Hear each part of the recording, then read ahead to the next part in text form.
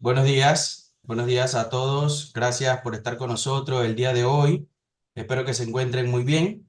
Para el día de hoy le traemos nuestro cuarto seminario del Instituto de Ciencia Médica del año 2024, el cual titulado Museómica, Ecología y Simbiosis de Briófitas en un mundo cambiante, el cual será presentado por el biólogo científico investigador, el doctor Juan Carlos Villarreal, el cual labora actualmente en la Universidad de Laval de Canadá. El doctor Juan Carlos nos mostrará un poco de su trayectoria científica, por lo cual le damos paso para que inicie con su presentación. Y muchas gracias, doctor. Es un honor tenerlo acá con nosotros. Puede iniciar con su presentación. Nosotros, por lo general, siempre tenemos un espacio de preguntas y comentarios al final. Así que pueden levantar la mano y le damos acceso a las preguntas o pueden escribirlo a través del chat y yo se lo hago llegar al doctor Juan Carlos. Muchas gracias a todos por estar con nosotros. Adelante, doctor. Buenos días a todos. Muchas gracias, Iván, doctor Landire, por la invitación. Estoy muy contento de estar aquí en el Instituto de Ciencias Médicas y un trabajo extraordinario que hacen aquí en institutos, sobre todo en biología humana. Y mi charla va a ser en español, solamente el título es en inglés. Entonces, realmente está un poco alejado de lo que hacen aquí, pero muchas técnicas son compartidas por ambos campos de investigación, porque básicamente lo que hacemos en la biología evolutiva viene de la biología humana. Son técnicas parecidas. Entonces voy a hablar un poco de mi investigación aquí.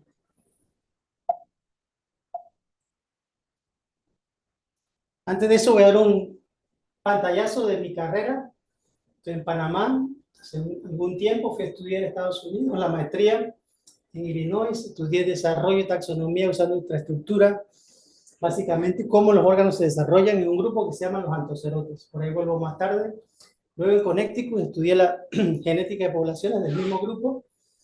Me fui a Alemania y estudié la biogeografía, básicamente cómo las plantas estas se distribuyen. Y luego estudié en Edimburgo el postdoctorado, igualmente en Múnich, y al final comencé en la Universidad Laval a partir de 2016. Soy el que maneja el herbario, tenemos muchos especímenes, pero mi laboratorio, unos chicos muy talentosos, trabajan en ecología, simbiosis genómica, metabolómica, recientemente de briofitas y otros grupos que mencionaré. Al final de la charla voy a hablar un poco de las perspectivas en Panamá, que es la parte que creo que va a ser bastante nueva y es interesante para personas para ver las proyecciones para el futuro. Primero que todo, voy a decirles que mi investigación se basa en aspecto del norte, como estoy aquí en Quebec, en Canadá, y aspecto del sur. No voy a hablar de esto mucho hoy, tampoco voy a hablar de esto básicamente, voy a hablar de cosas globales, un poco del norte, pero en Panamá tenemos una estudiante muy brillante que se llama Lilipet, que estudia una planta que se llama samia, una de ellas es epífita, que es sobre los árboles, y hemos hecho estudios sobre el mamífero que dispersa las semillas de esta especie. Aquí vemos un video, se llama un olingo, y básicamente ahí se mete como 3, 4 semillas y sale corriendo y las dispersa. No hablaré de eso, este estudio tuvo mucha difusión y es muy interesante, pero es el inicio del estudio de interacción entre plantas y animales. Y se conoce muy poco sobre la parte genómica y la genética de poblaciones del olingo que está aquí. Entonces, voy a comenzar por las briofitas. Y sobre todo, ¿cuál es la importancia ecológica? Son plantas pequeñas, menos de 2 centímetros, más que todo algunas llegan a 15, pero es muy raro. Lo importante es qué hacen en el ambiente. Por ejemplo, ellas en el bosque boreal, que es la parte que está entre Canadá más que todo, en Europa también, no son los polos, en la parte un poco más abajo, hay una alfombra, un tapiz de briofitas aquí, que se asocia con bacterias que fijan nitrógeno y le dan nitrógeno al ambiente. En la tundra, que es la parte polar, las briófitas no líquenas son el tipo de vegetación más abundante. Eso quiere decir que son la base de la cadena trófica y van a influenciar lo que sucede con los insectos, aún los mamíferos y todo en la parte de la tundra. En las turberas de Sphagnum, es la briófita más conocida y también la de mayor importancia económica, acumulan mucho carbono, que es una gran parte de la superficie global. Imagino que todo el mundo se pregunta cuánto un gigatón de carbono. Yo no sabía antes de la charla y lo busqué, y un gigatón de carbono es aproximadamente 200 millones de elefantes, y si le gustan los animales marinos, 5 millones de ballenas azules. Un montón de carbono. Pero en el trópico también hay briófitas. Hay menos en las zonas bajas, pero existen. Estas crecen sobre hojas. Si usted agarra una hoja y la frota, tiene un olor muy lindo, es un perfume natural. Son terpenoides y estas fijan nitrógeno para la planta. Esa es la importancia ecológica de las briófitas, que se conocen menos que las plantas con flores, seguro. Luego viene la importancia evolutiva. Hace 500 millones de años, algunas algas de agua dulce invadieron la Tierra, no había casi nada, formaron simbiosis con algún grupo y originaron dos líneas evolutivas, las briófitas y las plantas vasculares, que son plantas vasculares, los helechos, plantas con flores, coníferas y todo eso.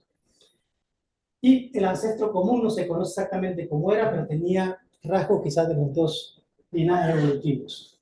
Las briofitas hay 20.000 especies, este grupo se llama Antocerotes, hay 200 especies, las hepáticas 7.000 y los musgos 12.500 especies. Hay bastantes especies de briofitas y las características para separarlas son microscópicas. Hay que tener mucha paciencia, por eso es que la gente, hay pocas personas estudiando briofitas porque es un montón de trabajo, no se rompe la cabeza identificando algunas de estas especies. Y ahí, pero son muy importantes, como decía antes, ecológicas, desde el punto de vista ecológico. Basado en los genes actuales, este estudio hicimos hace algunos años, vemos que la mayoría de los genes apoya la idea de que hay dos grupos, las plantas vasculares y las briofitas como grupos hermanos. Más o menos la hipótesis establecida. ¿Y qué sucede? Son 500 millones de años más o menos que tenemos de briofitas, lo que quiere decir que ya han experimentado las 5 extinciones masivas, que han básicamente destruido casi toda la vida en el planeta. Y la última fue hace 65 millones de años, cuando un meteorito impactó la península de Yucatán en México y básicamente casi todo desapareció. Las briofitas, por ejemplo, existían de este tiempo. No quiere decir que las especies que tenemos ahora tienen 500 millones de años, quiere decir que el linaje evolutivo, el grupo en sí, es antiguo y muy resistente, resiliente. Entonces, en mi laboratorio tenemos 3 objetivos a largo plazo. El primero es investigar la historia evolutiva del grupo. El segundo, investigar las briofitas del norte. Y el tercero, en el trópico. Y hay un cuarto que mencionaré sobre Darién al final, y sobre las minas. Aquí traté de hacer un diagrama mostrando los aspectos de macroevolución, microevolución, ecología y las técnicas que utilizamos. Museómico quiere decir usar material de herbario, que son un museo de plantas, para entender la evolución de las especies. Genética de poblaciones, simbiosis, metagenómica, metabarcoding, como le dicen, y entender la función de las plantas en el ecosistema. Comenzamos por la parte evolutiva y hay varias preguntas. Las preguntas son bastante simples. ¿Cómo tenemos esta diversidad de briofitas? Tenemos 20.000 especies. ¿Cómo llegamos allí? Y también para ver cuándo pasó eso, cómo y cuándo, y además algunos caracteres, cómo evolucionaron, porque es importante saber cómo cambian los caracteres en el grupo. Desafíos, la homoplasia. En la homoplasia, cuando tienes una característica similar que no viene de un ancestro común, eso es un desafío a nivel molecular y a nivel morfológico. Hay algo que se llama reparto incompleto de linajes, cuando uno trata de reconstruir el árbol de especies, los genes no siguen básicamente la especiación. Pasa mucho en radiaciones rápidas, entonces no hay una resolución del árbol filogenético. También hay hibridación reciente y ancestral. Hay programas que ahora ayudan a resolver la hibridación que sucedió hace 100 millones de años, por ejemplo. Y la ambigüedad en la filogenia. Son algunos de los desafíos que existen. Y la idea es reconstruir el árbol de las especies, porque sabemos que hay especies diferentes. Una vaca y un caballo son cosas distintas. Pero los genes dicen una historia evolutiva que a veces no es congruente. Usamos varios tipos de análisis, uno de estos es astral.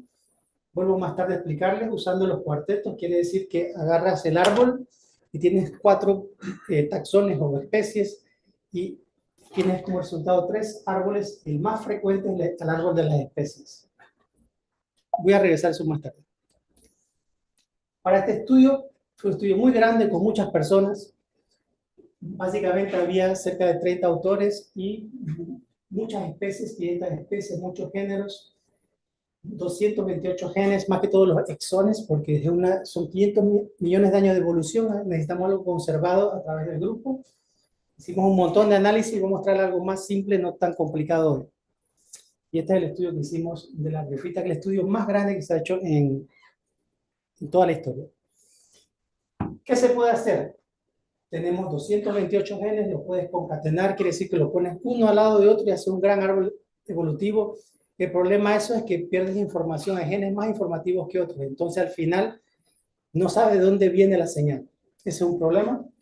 Lo que usamos ahora es Astral. Básicamente tienes 228 árboles filogenéticos y los resumes cuáles son los más frecuentes. Y eso nos da una idea del reparto incompleto de linajes y también de la incongruencia entre los genes, porque no todos tienen el mismo tipo de información. Algunos resultados, y por ahora no hablaré del árbol, solamente les muestro unas fotos para que vean que las briofitas son plantas hermosas, la verdad. Estos son musgos, hay 3.000 especies de este grupo. Aquí hay 1.400 especies. Estos son musgos, estos son hepáticas, y las hepáticas tienen muchas especies de esta familia, de Gymnasia, casi 2.000 especies, particularmente en el neotrópico. Quiere decir que hay mucha diversidad. ¿Y por qué menciono esto? Porque los grupos con mayor diversidad tienden a tener más incongruencia. ¿Por qué? Porque evolucionaron tanto.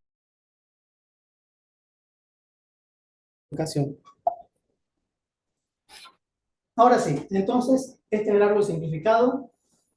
Se ve bien en la computadora, creo que se ve bien en la charla aquí, no se ve bien en la proyección, pero aquí tenemos nombre de los nodos y tenemos estas gráficas. El Q1 significa que es el árbol que vemos. Estas son hipótesis alternativas. Esto es el número de genes que apoya una hipótesis X. Si vemos aquí, por ejemplo, la 9, sería aquí las hepáticas. Cuando está en azul, quiere decir que la mayoría de los genes apoyan esta hipótesis. Pero si vemos, por ejemplo,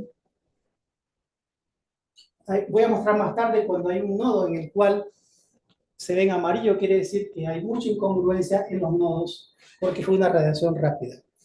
Otra cosa importante del estudio es que la mayoría de las familias se diversificaron en el Cretáceo o después, mucho después de la última extinción. Eso quiere decir que hubo una extinción masiva, claro, y las briofitas se diversificaron con los helechos y con las plantas con flores. Quiere decir que hubo la explosión de angiospermas y de insectos también, y al igual las briofitas aprovecharon para hacer epífitas, epífilas, crecen sobre hojas y sobre plantas. Otro ejemplo aquí tenemos que el nodo 31 es todo azul, quiere decir que la mayoría de los 228 genes apoyan este nodo aquí, pero el 30 hay incongruencia porque es una radiación rápida de la familia que tiene casi 2.000 especies. Otro ejemplo, en mi grupo de preferencia, en el cual hice mi maestría y doctorado, son los antocerotes aquí. En nuestro estudio colectamos solamente 12 plantas y vemos que todos los nodos están, de 1 al 7, están bien apoyados por la mayoría de los genes, excepto el número 2. Hay una incongruencia porque hay una ambigüedad en el número de genes que apoya las hipótesis. ¿Qué hicimos entonces? Muestreamos más especies, todos los géneros, etcétera.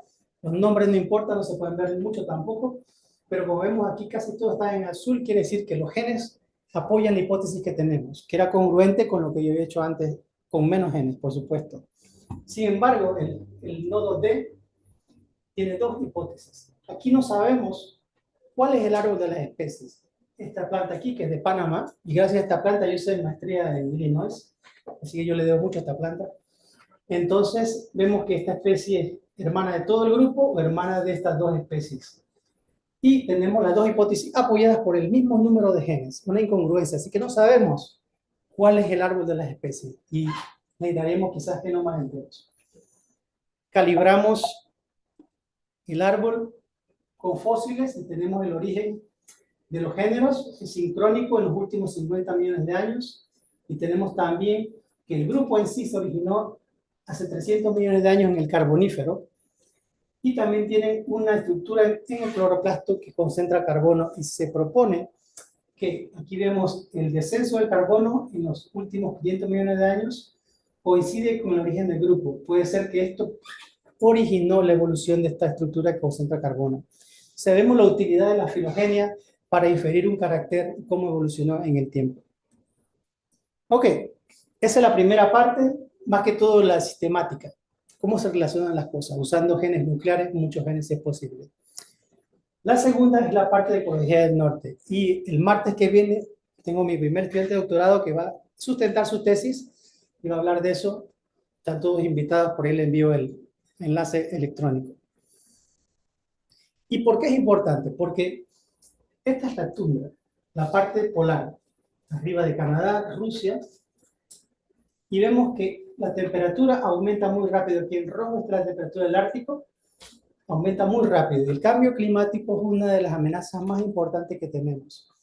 ¿Por qué? Porque aumenta la temperatura, todo cambia tan rápido, las especies no se pueden adaptar. Hay evidencia de que la zona boreal, que estaría aquí, subirá, habrá más arbustos en el Ártico y cambiaría todo, cambiaría los insectos y al final también eventualmente los animales.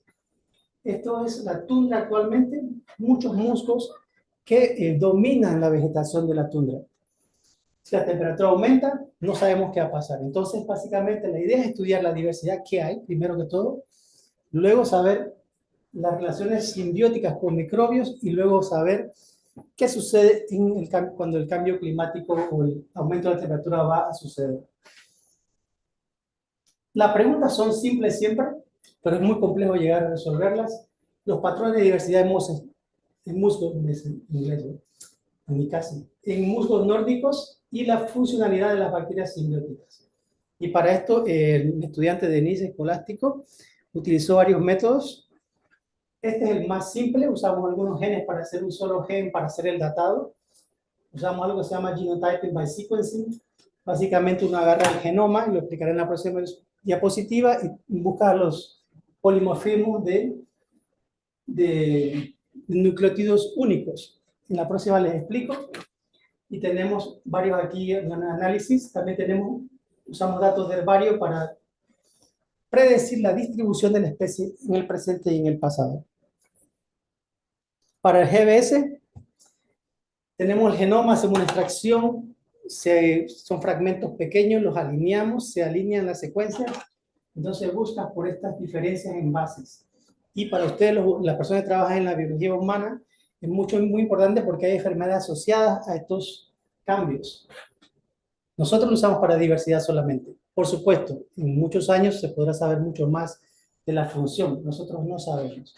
Pero son importantes porque toda esta tecnología vino de los estudios con los humanos. Y con eso, ¿qué obtenemos? Con la distribución o la modelización de la especie, vemos la distribución en el presente. Aquí en verde la distribución de la especie, Norteamérica, Europa, por todas partes. Y esto es lo que pasaba hace 21.000 años. Esto era el glaciar, básicamente era un trozo de hielo de 1 kilómetro que cubría todo Canadá y parte de Estados Unidos, igual en Europa, y en verde donde estaba la especie. Serían como refugios. Quiere decir que la especie sobrevivió la glaciación, por eso la tenemos hoy también. Y luego, cuando todo se calentó, comenzó a migrar por todas partes. Aquí tenemos la foto de una especie y del estudiante que ha hecho el trabajo, Denise Escolástico Ortiz, chico de México. Cuando tenemos los SNPs en inglés, o las variaciones de nucleótidas de las secuencias, tenemos que hay 4 grupos. En teoría, esta es una sola especie, pero aquí vemos que tenemos 4 grupos genéticos, probablemente 4 especies si usted quiere, pero no se pueden distinguir de una forma morfológica. Y claro, esto se ha reportado mucho en briófitas, hay especies que le llaman crípticas, pero lo importante es que cada especie tiene una adaptación local y vamos a responder al cambio climático de una forma diferente y no sabemos cómo. Entonces, este es un estudio como de base para entender qué hay y después hay que ver cómo pueden cambiar durante un periodo de calentamiento global. Y también vemos aquí que en rojo, el grupo este está en Alaska y en Suecia y tiene una diversidad de nucleótidos más alta, lo que sugiere que probablemente era un refugio de las poblaciones que existían hace 21.000 años, donde había una capa de hielo cubriendo y que sobrevivió. Algo que también Denise hizo fue estudiar la tundra. Este es Canadá aquí, vemos estos puntos. La tundra son lugares donde casi no hay muchos árboles, hay varios tipos de tundra. Hay la tundra boscosa, que hay las coníferas pequeñas, pero son árboles muy viejos. La tundra arbustiva, donde hay solamente arbustos y briófitas y líquenes. Entonces, ¿qué hizo Denise? Básicamente muestreó el musgo y el suelo y encontró muchas bacterias, normal, protobacterias, sobre todo usando el marcador llamado 16S. Entre ellas encontró un grupo que se llama Eremibacterota, que hace la fotosíntesis, pero no produce oxígeno. Un grupo bastante común allá, pero en el musgo no se había reportado de esa manera. Y recientemente alguien describió en un preprint que esto tiene un clúster o un grupo de genes que fijan nitrógeno. Un grupo importante, poco conocido, que aparentemente tiene varias funciones en el musgo que no se conocían. Otro marcador se llama NIF-H, que básicamente es de la fijación de nitrógeno, es muy abundante en ese grupo. Hicimos un montón de análisis, más que todo Denis lo hizo. Aquí tenemos la tundra arbustiva y la tundra boscosa, y vemos de una vez que esta red muestra qué tan relacionadas están o cómo ocurren las bacterias en un grupo. Todos estos son grupos de bacterias. Sin saber mucho, vemos que aquí hay una conexión. Aquí no hay casi conexión. Una de las explicaciones potenciales es que este grupo, en este lugar que queda aquí, está cerca de un pueblo y quizás esté más alterado. Y este es un lugar un poquito más aislado, muy difícil llegar allá, entonces quizás esté más protegido y por eso tenga un microbioma más estable. Pero son solamente hipótesis hasta ahora. Bueno, hay mucho más que eso y podemos conversar cuando quieran de todo lo que hay, pero básicamente he cubierto lo que es diversidad, inclusión de caracteres, genética de poblaciones y simbiosis. En el norte y en general de manera global las briófitas. Lo último sería qué pasa en el trópico. Y esto no era así, pero vamos a ver qué pasa. No importa. Los bosques tropicales de tierra baja contienen muchas especies. La Amazonía, la región del Chocó y Darién tiene muchas especies. Son regiones de alta diversidad y de carbono también. Mostraré más tarde los árboles gigantes en Darién que acumulan carbono. ¿Qué sucede? En el trópico tenemos bastantes amenazas. Una de ellas es deforestación. Importante, que hay que hacerla porque hay que vivir, hay que alimentarse, la agricultura, pero al final va a redundar negativamente en nosotros. También existen las minas, este es el artículo del grupo de Iván, y vemos que las minas también perturban el ecosistema y no comprendemos exactamente en el trópico las implicaciones de este tipo de impacto. En el laboratorio, por ahora trabajamos con estas plantas que se llaman epífilas, crecen sobre hojas, y tenemos dos preguntas simples: los efectos demográficos y genéticos de las perturbaciones. Y también cómo afectan el bacterioma. El desafío a largo plazo, el desafío es que no hay datos a largo plazo, hay estudios puntuales, pero para saber qué sucede en un ecosistema o en los humanos es importante tener un estudio de varios años, varias temporadas. Eso es muy importante y no se tiene todavía. Y en eso andamos. Entonces le voy a mostrar un estudio de un chico muy brillante también, panameño. Antes de eso, le voy a mostrar esta gráfica que muestra que tenemos una hoja con epífilas, con epífilas en rojo, sin epífilas y solamente las epífilas, y vemos que esta es la fijación de nitrógeno, es mucho más importante en una planta que tiene estas briófitas. Está haciendo algo por el ambiente, por la planta y por el ecosistema, no sabemos qué exactamente. ¿Qué hizo Adriel? Chico de Panamá. Él trabajó en Brasil. En Brasil hay un proyecto a largo plazo que ellos fragmentaron el bosque experimentalmente en los 80. Básicamente, en esta región que se llama Manaus, agarraron el bosque, hicieron fragmentos de 1 hectárea, 10 hectáreas y 100 hectáreas en un bosque continuo. Y con ello vieron el impacto de la fragmentación en animales, plantas y muchas cosas. Pero un árbol tiene un ciclo de vida muy largo, mientras que estas epífilas pueden durar solamente 1 año o 2. Cualquier impacto de la fragmentación se ve mucho más rápidamente. Por eso nos gustaba esas especies como modelo. Son dos especies, los nombres no importan, una especie tiene los dos sexos juntos, sexos separados, como los humanos. Y cuando hicimos la demografía, Ariel hizo más que todo, Ariel fue el que hizo el trabajo, vemos que esta es una especie, aquí tenemos el año 2000, 2016, esta es una hectárea, los pequeños fragmentos, los grandes fragmentos.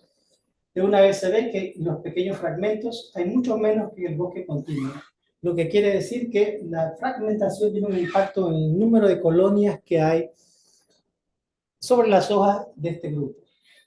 Cuando es un bosque continuo que no se ha cortado, un bosque de 100 hectáreas, hay más colonias de una vez. Hay un aumento, claro, pero aún así hay más colonias en el bosque continuo. Quiere decir que la fragmentación tiene un impacto drástico en la demografía de las dos especies. Luego le hicimos la parte genética, por supuesto. Bueno, Adrián hizo la parte genética más que todo, y había varias cosas que resaltar. La primera, usando esta especie que se llama Cololeteunea, tenemos los FSTs, que son un índice de fijación o de diferenciación entre poblaciones. Cuando es cercano a 0, quiere decir que hay mucho flujo génico. Cuando es cercano a 1, no hay flujo génico. Y aquí tenemos que entre las hectáreas pequeñas, los fragmentos pequeños, hay un número un poco más elevado que entre los demás. Quiere decir que hay un impacto en la genética en fragmentos pequeños en esta especie. Hicimos también un tipo de red de migración. Tenemos diferentes fragmentos, diferentes tamaños, y aquí vemos que hay menos conexiones que acá. Lo que quiere decir que esta especie tiene mayor migración que la otra. Y inmediatamente vemos que hay menos migración de esta especie, lo que quiere decir, con el estudio piloto que hemos hecho, que hay un impacto en la diversidad genética debido a la fragmentación. ¿Qué queremos hacer? Hacer esto a largo plazo. Igualmente, esta es la planta, son plantas minúsculas, estas son las cianobacterias que fijan nitrógeno. Con el mismo sistema, miramos que hay pocas relaciones entre el tamaño de las hectáreas o de los fragmentos y la diversidad, pero hay menor abundancia relativa de fragmentos pequeños. Seguimos analizando esto para tener datos más concretos. Ok, eso es lo que hacemos. Pero ¿a dónde quiero ir? Y el año pasado, Catherine Potvin, una científica canadiense que lleva 30 años trabajando en Panamá, sobre todo con el grupo Emberá, me invitó a ir a Darién, y al principio no quería ir, no estaba seguro si quería ir, estaba dudando muchas cosas, pero al final acepté, y fue lo mejor que pude haber hecho. Este viaje a Darién, que fue hace una semana, me cambió la vida. Es un bosque impresionante, por muchas razones. Como decía, la Amazonía es lo más diverso que tenemos en el neotrópico, después viene el Chocó Darién. Y se conoce poco porque sabemos que no hay carretera interamericana, no hay acceso, hay problemas sociales, la migración, drogas, muchas cosas. Ya tiene muchos años en la región y fuimos, y realmente bastante inspirador el viaje. Esta es la región de Darién. Aquí no se ve muy bien, pero es un río que se llama el río Balsa, y hay varias comunidades. Y las comunidades participan en establecimiento de una parcela permanente. ¿Qué es? Un estudio de largo plazo para ver el tamaño del bosque. Hay árboles gigantescos. Tengo fotos por ahí. Y hay mucha diversidad. ¿Qué pasa? Eso es una acumulación de carbono que existe como maneras de mitigar el cambio climático. Aquí hay, por ejemplo, un árbol en la parcela. Fue algo muy intenso. Tomamos un carro de aquí a Metetí, luego 6 horas de piragua, y luego íbamos a la parcela 1 hora y media más o menos, pero fue muy interesante ver la diversidad del bosque. Hay muchas cosas, hay jaguares y todo, no vimos, pero existen. Y las personas de las comunidades locales están muy implicadas en la toma de datos, porque es importante no solamente decir no corten el bosque, es importante también darle un tipo de contribución para que ellos sientan un incentivo a cuidar y a proteger el bosque. Nos están participando activamente, y con 2 investigadores más voy a coliderar este proyecto que Catherine comenzó hace 15 años. Entonces, este es Adriel, un chico en Verá, se llama Osmin, que participó en la investigación. Y cuando yo digo árboles gigantes, este árbol tiene 72 metros. Enorme. y el diámetro es 2 metros más o menos. Imagínense, puede ser el tamaño este, ¿no? De la sala aquí. Son los chicos que está catering con las personas. Eso es básicamente algo que está conservando el carbono. Hay otros árboles que me interesan y sobre todo esto, como voy a co-liderar este proyecto, voy a venir a Panamá más a menudo, buscar estudiantes motivados en estudiar la diversidad genética, estudiar los microbiomas y también el impacto de la fragmentación, quizás un poco, en estas parcelas permanentes. Una rama del árbol. No, ese es el tronco del árbol. Sí, por eso pudieron medirlo, porque para saber cuánto carbono hay que cortar el árbol. Bueno, no hay que cortarlo, se cae, mide el tamaño, el diámetro y la densidad de la madera. Es un cuipo. Y si vemos aquí en rojo, es cuánto carbono hay en Panamá y mucho más en Darién y en otras partes. En rojo, claro, en Azul hay menos, creo que este se rolla, ¿no? Puede ser, ¿no? Entonces, en definitiva, este viaje a Darién me cambió la vida porque ahora tengo mucho más interés en venir a Panamá a hacer investigación tropical usando las mismas técnicas. Y también me interesa trabajar con las minas. Tengo un proyecto con el doctor Landírez para saber el impacto de las minas en Panamá. He trabajado indirectamente en Canadá con el tema y me parece que las técnicas son similares y se puede hacer mucho aquí en Panamá, por supuesto. Finalmente, en mi grupo de laboratorio, los chicos talentosos, ellos hacen casi todo el trabajo y son chicos de mucho talento que hacen la investigación, financiamiento y mi página web. Si tienen preguntas, estoy listo para contestarlas, creo.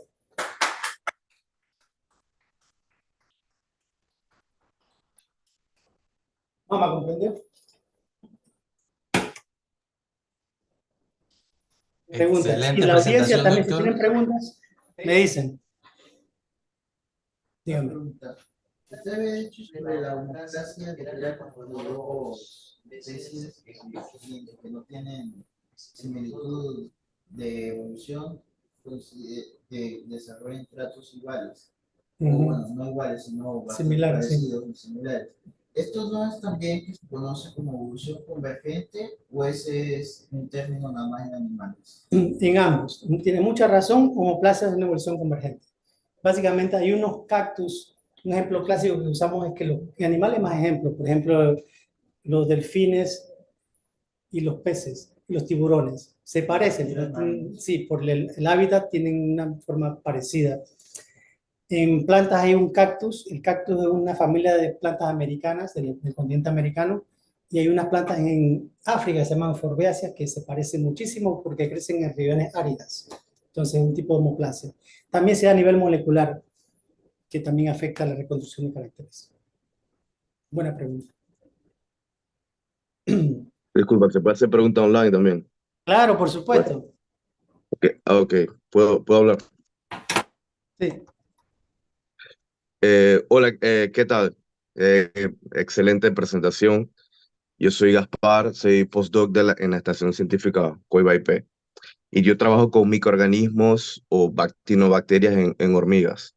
Qué Sé que bueno. mis preguntas son en el área de la simbiosis. Qué bueno. Disculpa, es que no sé si... eh, ¿a dónde se encuentran asociados los microorganismos en las briófitas? ¿Son de las raíces, son en las hojas? Y la otra pregunta es, ¿cómo estos microorganismos han coevolucionado con la diversificación de las briófitas? Otra pregunta es si existen actinomicetes asociadas con ellas, que es lo que más me interesa a mí. Y esto de la fragmentación, ¿cómo tú crees que ocurre en las islas? Por ejemplo, en el archipiélago de Cueva, ¿cómo esto, si alguna vez has investigado en islas el efecto de aislamiento en los diferentes ecosistemas? Okay. Esas son mis preguntas. Son varias, Tienes disculpa. cuatro preguntas en una, me gusta eso. Bueno, las briófitas no tienen raíces, son básicamente... Tengo más. Tienen más, tranquilo, puedes hacer la que usted quiera. No tienen raíces, entonces básicamente ellas absorben agua y todo nutriente y todo de todas partes. Por eso, y eso no he hablado de eso, pero es un tema amplio, las briófitas acumulan cadmio y son indicadores ambientales muy importantes. ¿Qué sucede? si nosotros colectamos las briófitas aquí, entonces están entre los intersticios, entre las partes de las hojas. Pueden estar afuera, pueden estar adentro. Es muy difícil limpiar una briófita porque no tiene tejido vascular como una hoja. Las hojas sí las limpiamos. Pero existen en todas partes. Segundo, si actinomycetes son un tipo de bacterias, sí existen, ¿no? Existen aquí, no en tanta cantidad en esta especie, pero sí existen. La función no sabemos. Por eso es que nos dedicamos a las cianobacterias, porque es más fácil de ver. Estas son fáciles de ver con el microscopio, mientras que las otras bacterias no, al menos que podemos crear unas sondas con esta técnica que se llama FISH, para verificar dónde existen. Puede haber una zonación. Lo que sí se ha demostrado en briófita es que en la parte basal, cerca del sustrato, cerca del suelo, hay una flora bacteriana completamente diferente que la parte apical. Lo que tiene sentido, esta parte está casi descompuesta, esta parte tiene más bacterias que fijan nitrógeno. Y lo de fragmentación, creo que se me fue una pregunta, pero la puedes repetir después. No hemos trabajado en COIBA, pero ¿qué sucede? La teoría de fragmentación viene de las islas, casualmente. La parte teórica, el marco que Adriel ha tomado aquí, viene mucho de lo que pasa en las islas.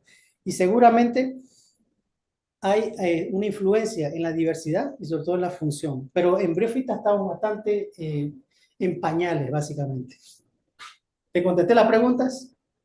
Sí, solo faltó la de si los microorganismos se han coevolucionado o con Sí, lo que sucede es lo siguiente, una buena pregunta y básicamente conozco una persona que le interesa eso. Tenemos 500 millones de años de evolución y es un tiempo enorme, ¿no?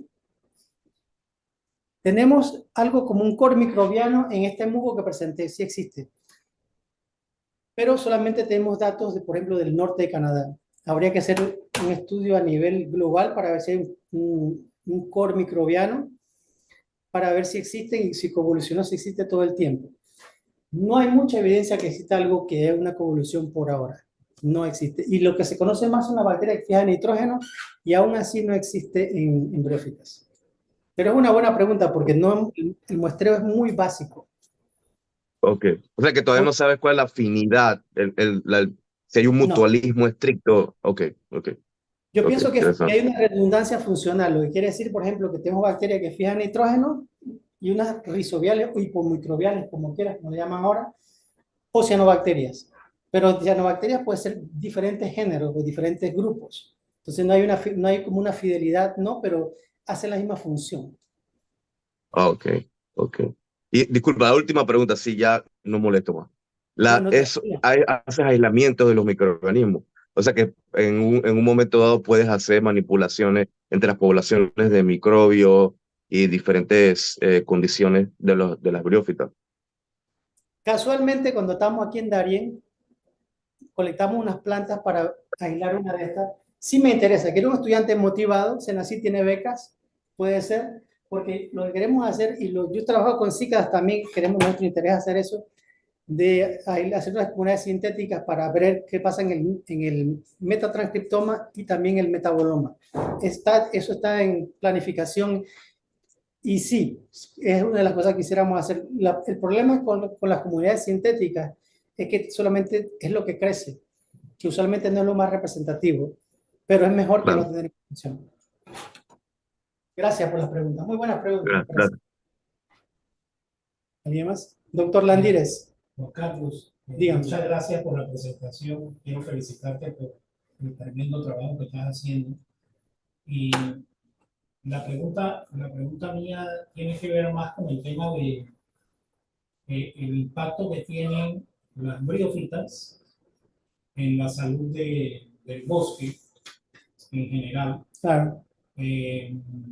dentro del concepto de una salud. Por ejemplo, nosotros ahora estamos pensando que la salud de los animales, los humanos y las plantas está íntimamente relacionada. Entonces, por ejemplo, Te escucho. la pérdida de biodiversidad está relacionada con ciertas condiciones de salud en los humanos y en los animales, y obviamente también en las plantas. Entonces, quisiera saber si tú que eres especialista en las briófitas, si existe una relación en la pérdida de biodiversidad entre estas plantas y condiciones de salud en esas mismas plantas o condiciones de salud en el bosque donde están, que se relacionen con animales salvajes, por ejemplo. No sé si hay algo de estos estudios. Sí, bueno, en el trópico, como las briófitas están en montañas y los páramos, por ejemplo, en Colombia, proveen el agua para las ciudades, ¿no? En Bogotá, creo. Básicamente, si tú erradicas la turbera y las briófitas, el problema de agua es evidente de una vez. O sea, hay un impacto en los humanos que cuando algo pasa con nosotros, lo vemos como un problema. Cuando pasa con el bosque, con unas plantas tan pequeñas pensamos que no. Pero lo que hacen las briófitas es que ellas crecen sobre los árboles, que retienen la lluvia y comienzan a liberar los nutrientes de una manera más lenta. Tiene un rol ecológico importante, pero no es un rol ecológico grande como lo que tienen las plantas con flores. Que si hay evidencia de si las remueves, hay pocos estudios, no recuerdo exactamente, pero tiene que haber una implicación para el flujo de nutrientes. Básicamente ya están allí por algo. Que haya datos concretos en el trópico casi no existen.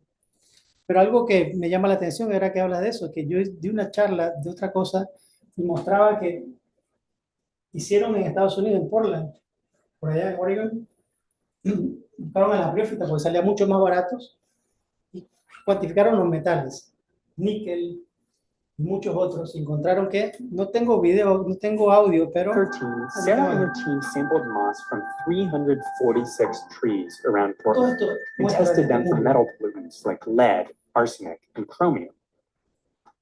And when they put all of those results on a map, they found a pollution hotspot. Their moss samples revealed a residential neighborhood in Portland that had much higher levels of cadmium and arsenic. 13, Sarah Básicamente, en este estudio, ellos vieron al mugo, cuantificaron los metales y se dieron cuenta de que acumula cadmio y arsénico. Lo que salía más barato que un estudio monitoreo. Entonces, eso es ciudad. Pero en Europa hay estudios a largo plazo de muchos metales y se ve una diferencia grande. Entonces, la gente, es algo que pasa hace mucho tiempo en Alemania, con arsénico y cadmio y nitrógeno en estos países. Aquí estamos un poco más atrasados, pero recuérdate que ellos cortaron el bosque en Europa hace mucho tiempo. Aquí todavía tenemos bosques para ver qué sucede, para no llegar a ese nivel. ¿Otra pregunta? ¿Cómo no? Sí, tenemos una pregunta. Adelante, doctora. ¿Aló? ¿Me escucha? Buenas Sí, tardes, buenos dígame. días. Buenos días. Buenos días, doctor.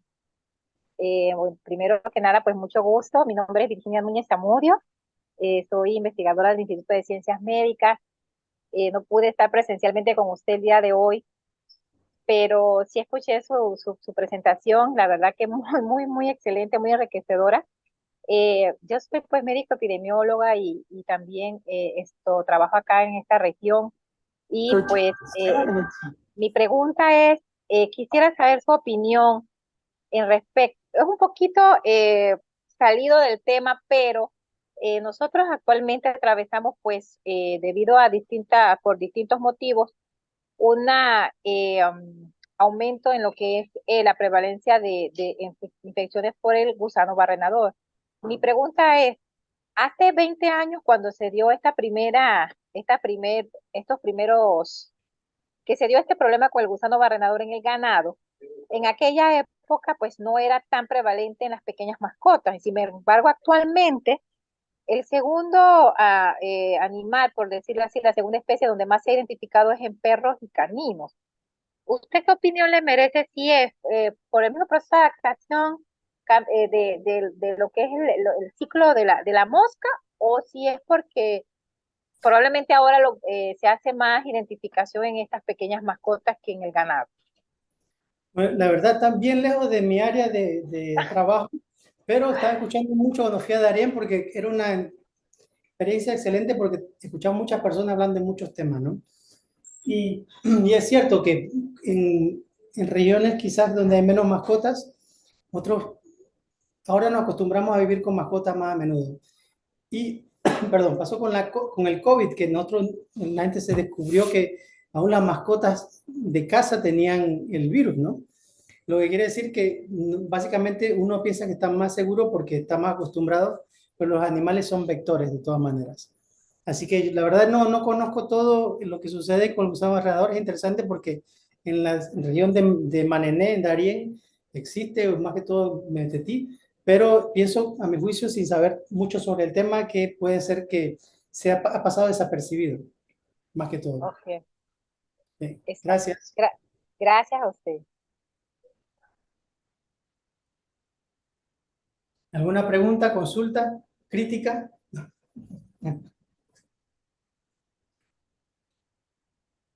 Bueno, y a los que escuchan, si alguna persona interesada en el bosque, todavía me interesa un poco el norte, pero más Panamá, por supuesto, me puede contactar.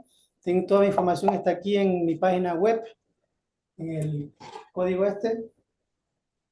Y bueno, gracias a todos, gracias Iván por la invitación y realmente lo animo a seguir lo que pasa en el instituto aquí. Investigación muy interesante acerca de los humanos y vamos a seguir colaborando, vamos a comenzar a colaborar con ellos si es posible. Ok, ¿alguna pregunta más antes de cerrar? Ok, muchas gracias, doctor. Excelente presentación. Sí, vamos entonces a dar por terminada la sesión de hoy. Agradecemos a todos los participantes y bueno, estén pendientes a nuestros próximos seminarios y pueden consultar nuestra página web y ahí tenemos todas las noticias, eventos y publicaciones del Instituto de Ciencias Médicas. Así que muchas gracias por su tiempo y que estén muy bien. Saludos a todos. Que tengan un buen día.